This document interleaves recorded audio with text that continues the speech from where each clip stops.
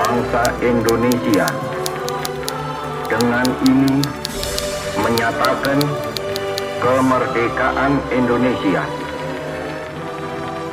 Hal-hal yang mengenai pemindahan kekuasaan dan lain-lain diselenggarakan dengan cara saksama dan dalam tempo yang sesingkat-singkatnya. Jakarta, 17 Agustus 1945, atas nama bangsa Indonesia, Soekarno-Hatta.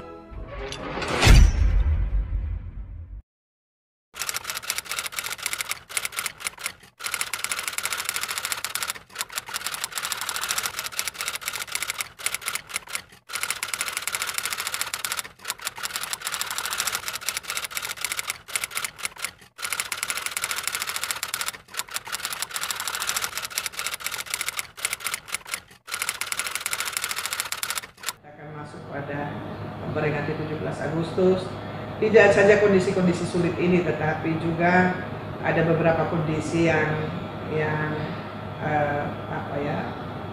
menjadi kondisi yang disintegrasi bangsa ini makin terlihat karena ada banyak kita yang menginginkan untuk keinginan itu harus tercapai. Ada separatis, ada sekelompok orang yang ingin mengubah dasar negara dan yang lain-lain. Saya pikir 17 Agustus ini sebenarnya menjadi momentum kita kembali berefleksi, kita kembali melihat Indonesia, kita kembali melihat NTT. Karena apa? Karena mungkin saja kita makin menjauh dari merasa bahwa bangsa ini adalah anugerah Tuhan. Sehingga saya ingin untuk mengatakan bahwa kita boleh berbicara apa saja, kita juga diberikan kebebasan untuk melakukan apa saja, tetapi yang paling utama, apa hak kita untuk menggugat perjalanan bangsa ini sampai ke titik ini. Padahal mestinya kita bersyukur bahwa kita bisa menikmati sampai titik ini karena ada di belakang kita yang memperjuangkan. Tadi saya baru melihat Bapak Bangsa Bung Karno masih bicara tentang imperialisme. 350 tahun. Itu kita membayangkan bagaimana kita ada dalam penjajahan. Dan ya kita menolak itu. Dan itu yang saya ingin menyampaikan bahwa begitu luar biasanya mereka pada waktu itu memikirkan untuk Indonesia merdeka dengan harus memenuhi seluruh persyaratan-persyaratan sebuah negara. Makanya lahir Pancasila. Dan Pancasila Bung Karno tidak saja dibuang, tapi dia juga menjadi penggali yang ada dari NTT, Nusa Tenggara Timur, ya. Ada yang nanti undang-undang dasar ya. Pembukaan yang selama ini kita harus itu ditambah yang sekarang yang menjadi 4 pilar ya, ada NKRI, ada Bhinneka Tunggal Ika. Terus apa hak kita gitu? Apa hak kita untuk menggugat? Artinya itu refleksi untuk kita gitu. Refleksi untuk kita. Kita mau ngomong bahwa kita berbeda, memang kita berbeda. Indonesia itu ada itu karena perbedaan itu. Bukan karena kita sama gitu. Tapi justru karena perbedaan dan kita menyepakati untuk ada pada titik tertentu, mari kita membangun Indonesia. Nah ini bagi saya ini refleksi penting. Refleksi untuk apa? Untuk kita meninggalkan untuk anak cucu kita. Kalau kita meninggalkan pada zaman itu, bapak bangsa kita, founding fathers semuanya sudah menyiapkan untuk kita, dan saat ini kita meninggalkan sesuatu yang tidak baik untuk anak-anak kita, itu kira-kira seperti apa begitu? Apa yang akan dikenang gitu? Ada perpecahan, ada segala macam. Jadi kalau saya lebih kepada mari kita sejenak menundukkan kepala untuk kita berefleksi. Betapa bahagia kita ada di Indonesia ya. Kemarin satu lagi ya soal kita nonton Olimpiade. Saya tidak tahu tapi saya pikir hampir setengah dari bangsa Indonesia kalau kemarin menonton itu pasti semua menitikkan air mata. Kalau kita bisa menitikkan air mata, itu apa yang ada pada hati. Berarti kita merasa bahwa ada sesuatu yang mungkin makin menjauh dari kita. Indonesia Raya dikumandangkan dan saya pastikan semua orang menitikkan air mata. Dan bagi saya ada momen-momen yang Tuhan izinkan untuk kita melihat. Seperti refleksi Ya, kembali. dan menolong kita untuk kita berefleksi begitu. Ya. Dan yang membanggakan saya itu adalah kalau kita omong, ya kita tidak ada pada bicara mayoritas-minoritas.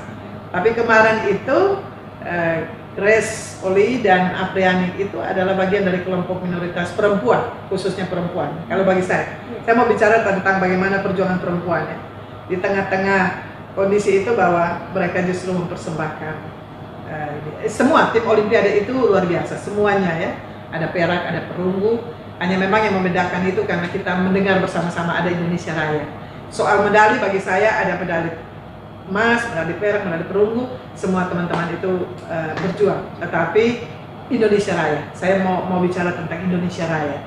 Dan Indonesia Raya ini ternyata dengan kemarin Olimpiade itu mempersatukan kita. Berarti ada kesadaran, ada titik di dalam hati nurani kita itu merasa bahwa Indonesia ini adalah kebanggaan dan sesuatu yang luar biasa dalam hidup kita. Gitu. Jadi kalau saya mengajak untuk kita berefleksi. 76 tahun ya, 76 tahun di tengah pandemi COVID-19 yang membuat kita terpuruk, tetapi kita survive. Indonesia adalah bangsa yang luar biasa, bangsa. Dan kita meyakini bahwa dengan berefleksi kita akan terus ada pada posisi untuk keluar dari seluruh problem bangsa ini. Dan di NTT tentu kita terus bergandengan tangan, berjuang bersama-sama untuk bisa keluar dari kondisi yang seperti ini. Tadi yang bilang bahwa di urutan ketiga dari bawah dan yang lain-lain, kalau saya ya selain dari memang kita terganggu dengan angka-angka itu, tetapi bagi saya angka-angka itu akan menjadi angka-angka yang menumbuhkan motivasi. Karena memang kita berapa? 33 ya, 33 provinsi.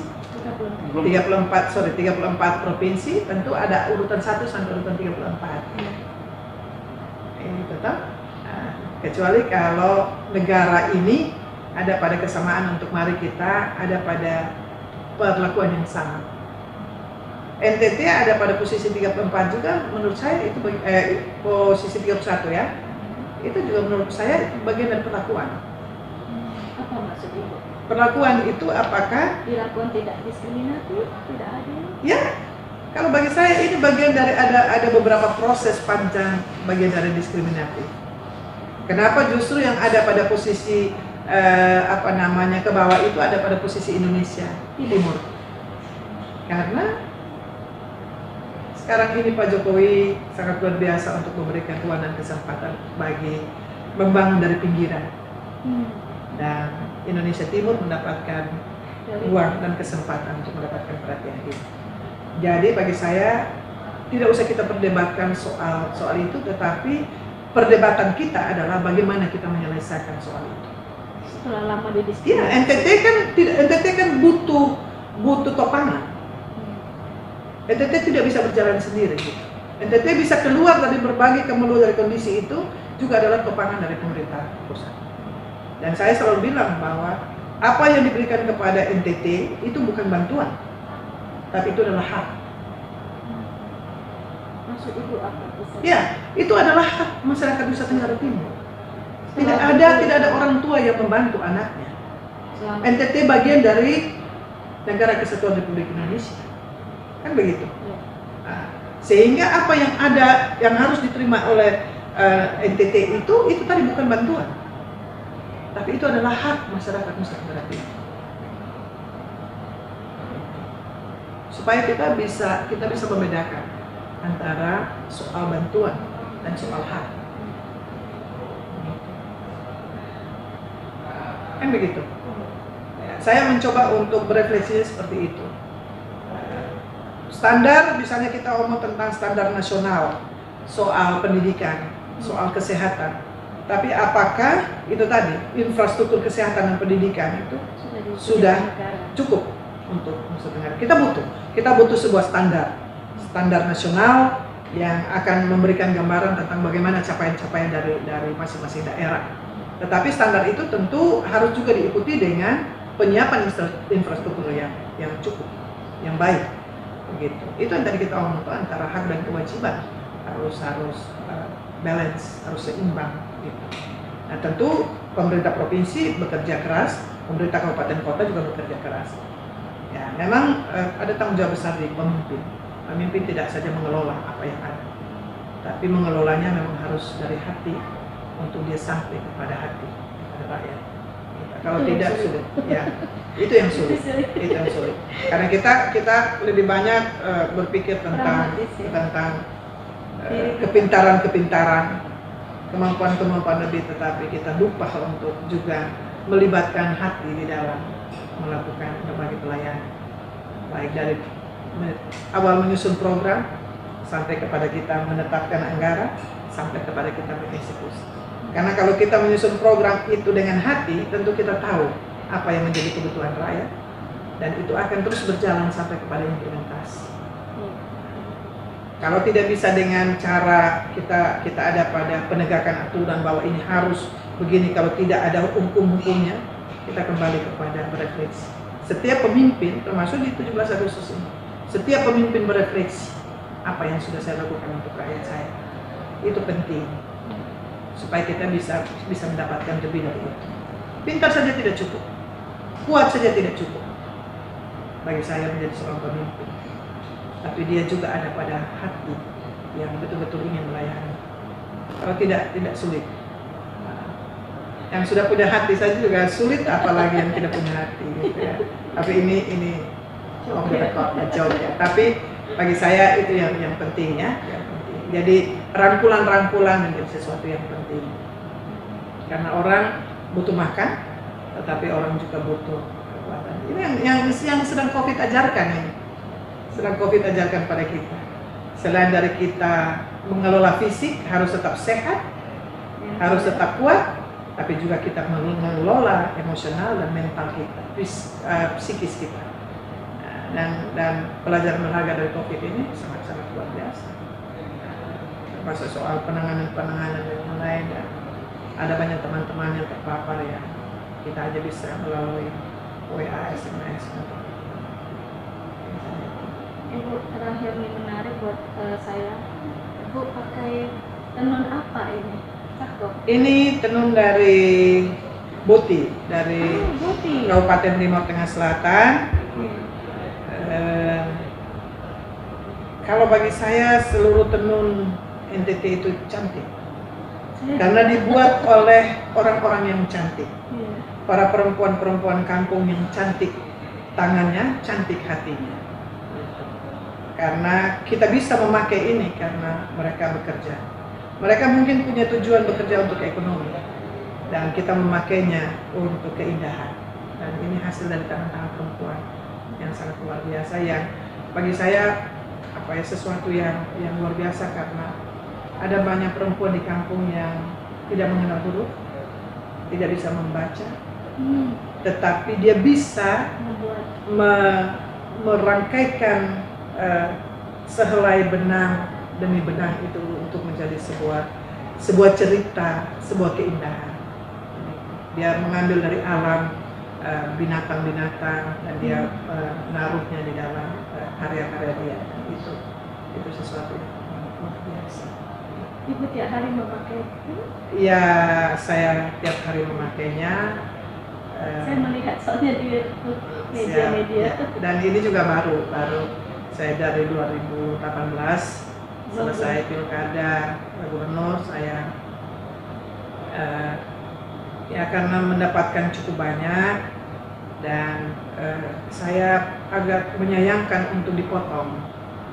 Benar. Sehingga saya mengambil keputusan, termasuk dengan dorongan teman-teman beberapa senior yang ada di partai dan itu, dan memakainya seperti ini supaya, dan saya menyadari betul ya kalau dipotong saya, karena ini dibuat oleh tangan manusia ya, tidak dicetak ya gitu. Jadi memotong saya agak menyayangkannya, tapi kalaupun harus dipotong juga tentu dengan pertimbangan, atau karena tidak semua orang bisa memakainya seperti ini. Yang kedua, memang saya memakai seperti ini, saya terinspirasi juga oleh perempuan-perempuan di kampung, di desa. Karena mama cuman memakai dan itu, dan ya mungkin juga tidak nyaman bagi sebagian orang melihat yang seperti ini, tetapi kita mencoba. Penampilan ibu keren, pakai sepatu kets.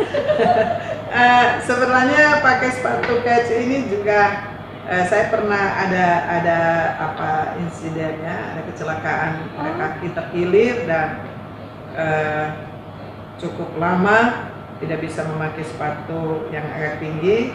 Dan ketika saya menemukan untuk memakai yang seperti ini, kok dia jadi enak begitu, membuat saya juga agak lebih nyaman, leluasa bergerak. Dan karena saya menjadi agak trauma tiap kali turun tangga atau berlari atau apa, agak trauma, dan akhirnya memutuskan memakai sneakers, kets, lebih kepada kepentingan itu, tapi ya juga biar supaya memberikan inspirasi juga untuk anak-anak muda lah. Ibu keren deh. Jarang ya ketua DPR penampilannya. Saya dari tadi duduk perhatian. Ya, saya hampir sekarang ya itu tadi memadukan sarung dengan sneakers. Ya. Jadi, memang terinspirasi dari beberapa perempuan hebat juga, tapi ternyata cuman biasanya kan memakai celana panjang dengan sneakers, tapi kita coba padankan dengan tenun, ternyata masuk juga ya sudah. Baik itu. Iya. Terima kasih Bu Emi atas waktunya dan Terima kasih. Mudah-mudahan